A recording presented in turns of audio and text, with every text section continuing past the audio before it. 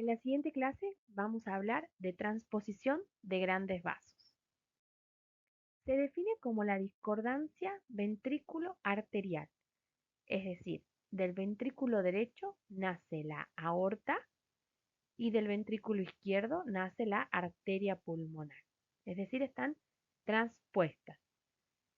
Se presenta con una frecuencia de 20 a 30 niños cada 100.000 recién nacidos vivos. Representa el 5 al 7% de las cardiopatías congénitas. Es la segunda en frecuencia dentro de las cardiopatías congénitas cianóticas, detrás del falot, y menos del 10% se va a asociar a malformaciones extracardíacas, pero sí puede asociarse con dextrocardia y heterotaxia. Por lo general son recién nacidos de término, de buen peso, sin ninguna otra asociación, sin ninguna otra malformación. En cuanto a las cardiopatías con las que se asocian, lo más frecuente es que sea una transposición simple, el 60%, es decir, solo tengo los vasos transpuestos. En un 20% podemos encontrar asociado una comunicación interventricular, en un 15% asociado también, además de la CIB, a una estenosis de la arteria pulmonar, que recuerden están naciendo del ventrículo izquierdo, y el ductus y la comunicación interauricular también se asocian, pero el ductus en una alta frecuencia, porque es lo que necesitamos para mantener el flujo pulmonar adecuado.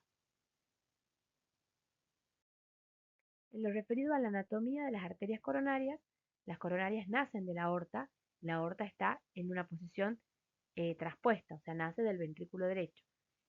Las arterias coronarias pueden nacer de los senos que llamamos en espejo, o bien puede haber algunas alteraciones en la anatomía de las mismas, las cuales es importante tener presente al momento de la corrección quirúrgica.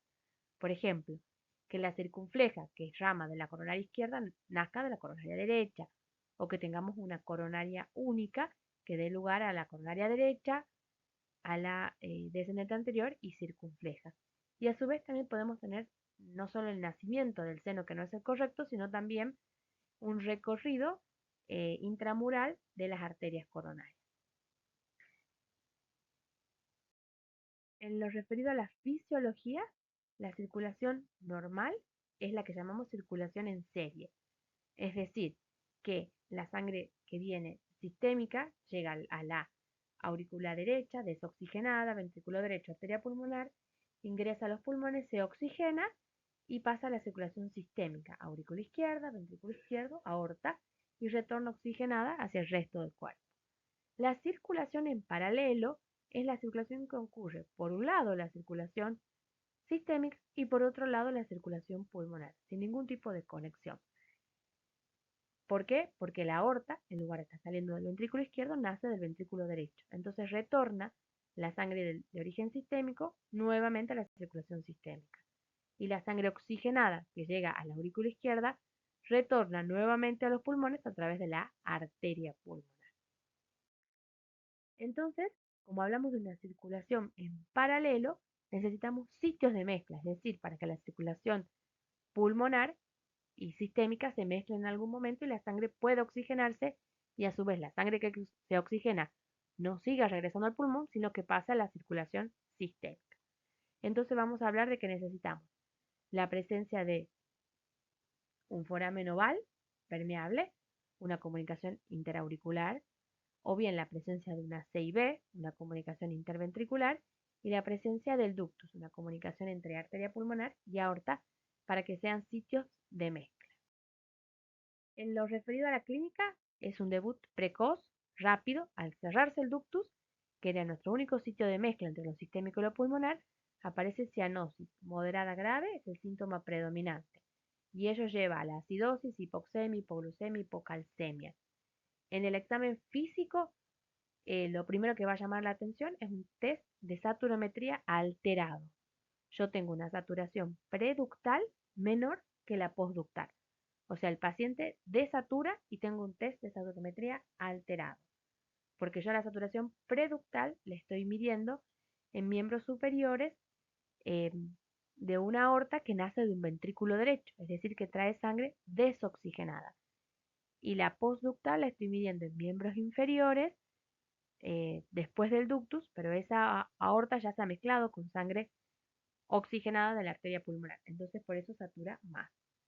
Es un recién nacido taquipneico con un segundo ruido único e intenso. Por lo general no hay soplo, si hay CIB puede haber un soplo de lo sistólico y si hay estenosis pulmonar también puede haber un soplo suave mesosistólico. En los métodos diagnósticos, la placa de tórax puede ser muy útil, es lo que llamamos una silueta cardíaca en forma de huevo, porque tiene un pedículo muy estrecho, un pedículo arterial estrecho, y la forma, el tamaño de la silueta cardíaca está conservada, pero es bien ovalada como de un huevo. El ecocardiograma es el método de elección para el diagnóstico. Si yo puedo decir este paciente tiene una transposición con 6B, sin 6B, con estenosis pulmonar o no, solo con el ecocardiograma, porque se ve clarito la arteria pulmonar naciendo del ventrículo izquierdo y la aorta naciendo del ventrículo derecho. El cateterismo también es un método que puede llegar a emplearse. No es por lo general lo que usamos en la etapa neonatal, pero sí es útil en aquellos pacientes que tienen otras lesiones asociadas y en los cuales no van a ser intervenidos en la primera etapa neonatal por la anatomía que presentan, sino más adelante, para medir presiones pulmonares y definir la conducta.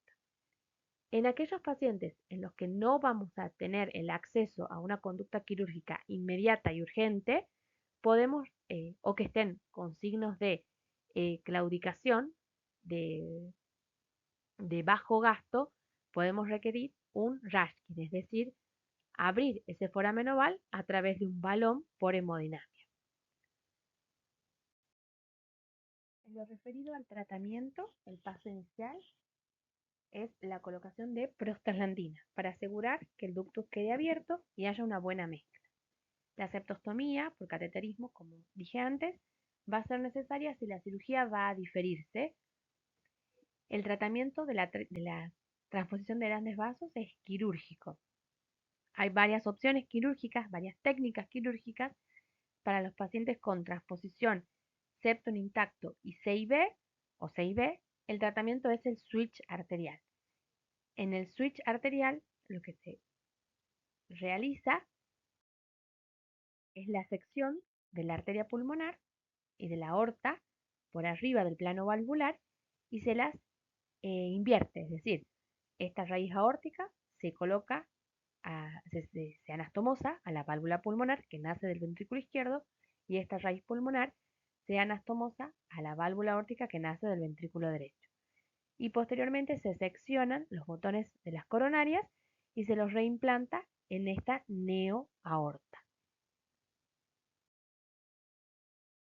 Para el otro grupo de pacientes que tienen transposición CIB y además estenosis pulmonar, hay otras técnicas quirúrgicas, como ser la cirugía de Rastelli, de Rep o de Nikeido, que tienen otros tiempos para realizarse. Pueden ser posteriores a la etapa neonatal y que muchas veces necesitan un reentrenamiento del ventrículo izquierdo, que en la transposición está funcionando como un ventrículo pulmonar y que posteriormente va a tener que funcionar como un ventrículo sistémico. Entonces necesita un reentrenamiento. Bien, como conclusión, la transposición de grandes vasos representa una cardiopatía congénita cianótica que se manifiesta rápidamente en la etapa neonatal a producirse el cierre del ductus, que es el del grupo que tiene el test de saturometría alterado. Es necesaria la colocación de prostaglandinas apenas se sospecha o se confirma el diagnóstico y posteriormente la conducta quirúrgica en la gran mayoría de los casos es el switch arterial. Es necesario la realización de una septostomía para asegurar un mejor sitio de mezcla a nivel del septum interauricular en aquellos pacientes en que se va a diferir la cirugía. Por lo general se trata de recién nacidos que han llegado a término con buen peso y que no tienen ninguna otra malformación asociada. Y si bien la cirugía de switch arterial yo invierto los dos vasos y los coloco en el ventrículo que deberían nacer, las válvulas van a seguir siendo la válvula que no le corresponde, es decir, la aorta va a tener una válvula pulmonar y la pulmonar va a tener una válvula aórtica. Entonces sí son pacientes que van a ser de mucho control durante toda su vida.